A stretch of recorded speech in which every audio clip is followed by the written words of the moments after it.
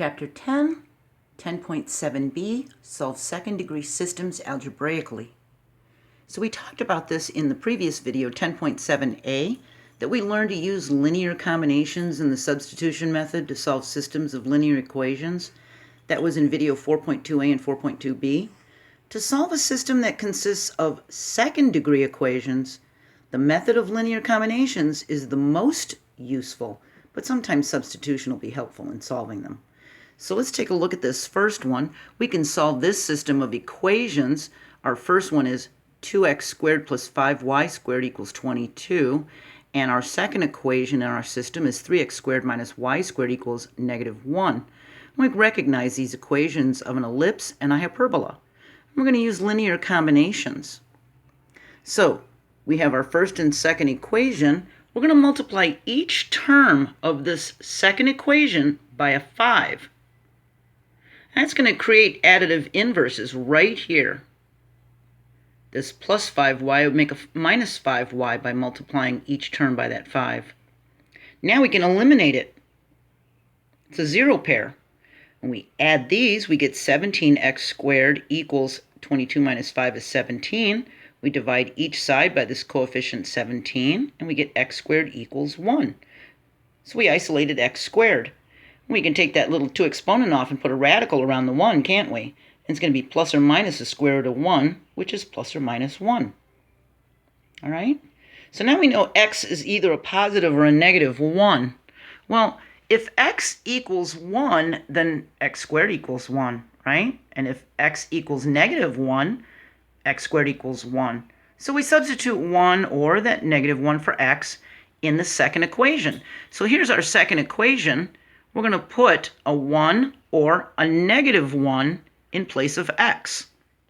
If we use the 1, we get 1 times 1 is 1, so 3 times 1 is 3, minus y squared equals -1. And if it's a -1, we're going to still get a positive 1, so we're still going to get 3. So this is exactly the same thing as this. We can add a -3 to each side of the equation. That's going to give us a -y squared equals a -4. We can divide each of these sides by a -1 because there's an invisible 1 in front of that y, isn't there? And that'll get rid of that negative sign. That'll give us y squared equals a 4. We can move this little 2 exponent by putting a radical sign around the 4. So it's plus or minus the square root of 4. So we've got y equals plus or minus 2. Well, that means if x equals 1, then y equals 2, or y equals a -2. If x is a -1, y is still a 2 or a -2. So the possible solutions are x is 1, y is 2, or we have 1 and -2, or we have a -1 and a 2, or a -1 and a -2.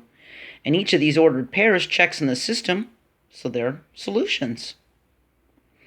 Let's try another one. Here's our second example. We can solve this system of equations. Now our first equation is x squared plus 4y squared equals 20, and our second equation is xy equals 4. For this system of equations, we're going to use the substitution method. So first, we're going to solve this second equation for y. We can divide both sides of this equation by this x. That makes it a 1, and now we have y equals 4 divided by x. Y equals the quotient of 4 and x. We've isolated y. Now, we could substitute this 4 divided by x for y in the first equation and solve for x. So here's the first equation. X squared plus 4y squared equals 20. X squared plus 4y squared equals 20. I'm going to substitute that 4 divided by x in place of y squared. So that means we're going to have to square it, aren't we? And 4 times 4 is 16, and x times x is x squared. So now we have this. When we distribute this 4 in, we get a 64 divided by x squared. Now, we can multiply each term by x squared, or x squared over 1, to eliminate this denominator x. Right here, we're going to get x to the 4th power over 1, or x to the 4th power. Here, this x is going to eliminate this one, so now we have 64 over 1, or 64, And on this side, we have 20x squared. Now what we can do is set it to equal 0. We could subtract 20x squared from each side, or we can say we're adding a negative 20x squared to each side. That's going to create a 0 here, so it equals 0. And when we put them into exponential order, we've got x to the 4th power minus 20x squared plus 64 equals 0. Now, because we have a quadratic equation, if you remember from video 8.5 where equations were reducible to quadratic form, so this x to the 4th, we can set it as a second degree equation by using u to equal x squared. So we're going to pretend that this is x squared. So if we have x to the 4th, then u squared would be equal to x to the 4th. See, if u is equal to x squared, then u squared is equal to x to the 4th. See, we doubled it. All right. So now we can set it as that second degree equation using the u. If you're really confused, check this video's description and watch that video for 8.5. All right. We're just lowering the equation so that we have it in the second degree. So now we have u squared minus 20u plus 64 equals 0. We factor this as u minus 16 times u minus 4 equals 0. Now we can put that x to the 4th back in.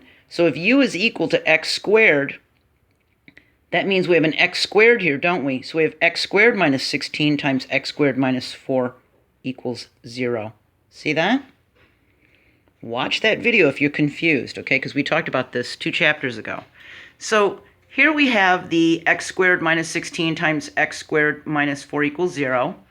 Well, then if x equals 4, or x equals negative 4, or x equals 2, or x equals a negative 2. All right? Because y equals 4 over x, doesn't it? 4 divided by x. So if x is a 4, then y is a 4 over a 4, isn't it? Which means y equals 1. And if x is a negative 4, like here, then that means we have y equals 4 over negative 4, or y equals a negative 1. And if x equals a 2, like here, then y equals 4 over 2, 4 divided by 2, or 2. And if x is this negative 2, then we have 4 divided by negative 2, or y equals a negative 2. All right? So our solutions are, for x, we have 4, and for y, we have a 1, or we have a negative 4 and a negative 1, or a 2 and a 2, or a negative 2 and a negative 2. See that? And each of these ordered pairs checks in the system, so they're solutions. All right? Let me take a step back for you, so you can see what we did. All right? I hope this video was helpful, and our next video is going to be way down here. It is 10.8a. We're going to talk about problems that translate to a system of second degree equations. I'm going to add this to the Algebra 2 playlist, and there's going to be a link to those 23 previous videos that we talked about for Chapter 10, all in the description of this video, so you can just click on the links. All right? I hope this was helpful. I hope you're doing well and not having any problems with any of this.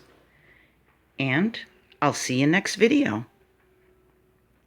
Bye.